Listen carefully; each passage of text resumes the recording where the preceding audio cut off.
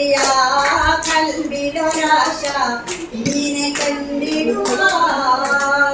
ഹാജിറയെ വേടി കഴിച്ചാൽ അവിടെ ജനിക്കും അരുമസന്താനം അതരവാചാര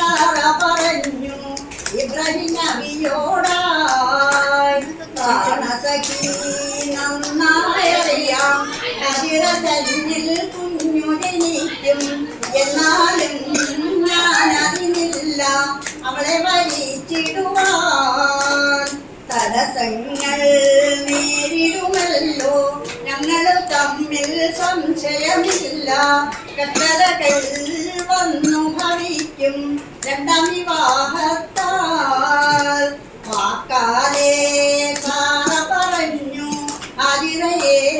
വേടി കഴിക്കാൻ വൈകാതെ ഇബ്രാഹിം നബി ഹാജിറയെ വരിച്ചേ